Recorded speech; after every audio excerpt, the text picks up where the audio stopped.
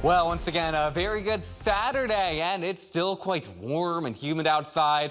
We had some showers and storms around earlier, but anybody that's seen the sun after those, yeah, just have seen a lot of very warm, humid weather. 86 degrees in Cameron to 88 right now over in Sulphur, and a few spots north of I-10 are even warmer yet. Over in Oakdale, 90 degrees the temperature at the moment. You factor in a dew point of 75, it makes it feel like 100 degrees outside. So yeah, definitely quite humid no matter where you are. But if you have any outdoor plans late today and into the evening and you don't want it to rain, well, good news in that department. I think most of the rain is over. We had those showers and storms earlier on. They've either moved away or have weakened. And after sunset, any remaining showers across the area, I think, will come to an end. So that just means it's going to be the warm, humid weather, the main weather issue for those plans tonight. Temperatures only slowly falling down into the 80s as we head into the evening hours. So here's Futurecast. Again, any sort of showers come to an end once the sun goes down, and it's only going to be a slow cooling trend for the rest of the night.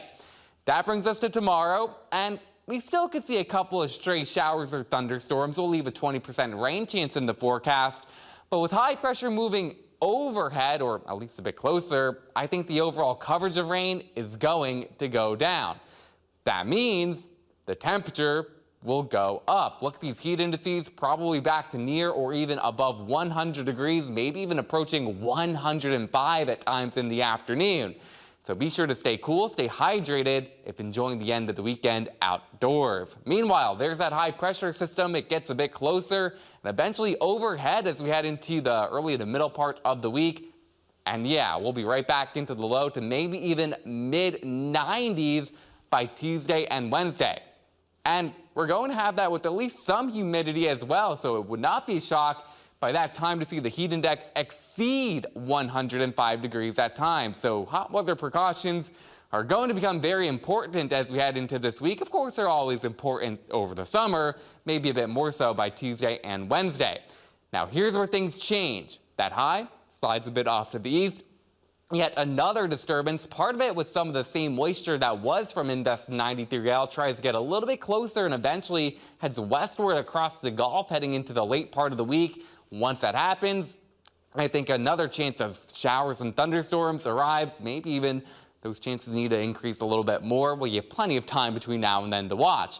As far as the tropics go, again, it would not be a shock if maybe another area gets outlined in the Gulf next week. But like we saw last week, that is far from a guarantee anything forms at all, and the only area actually being watched now is a tropical wave between the Caribbean and Africa, which has a low chance to develop over the next 7 days.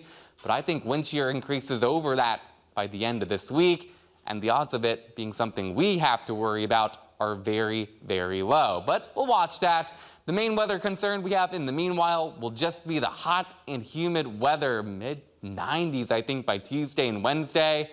Before we track that tropical moisture again, we'll just need to stay cool out there in the meanwhile. We'll try to stay cool. We'll heed the warning. Dry weather brings more sun. Ooh, yeah, I don't like that. Nope, we do not. Thank you, Max. Up next is sports. Justin? Yeah.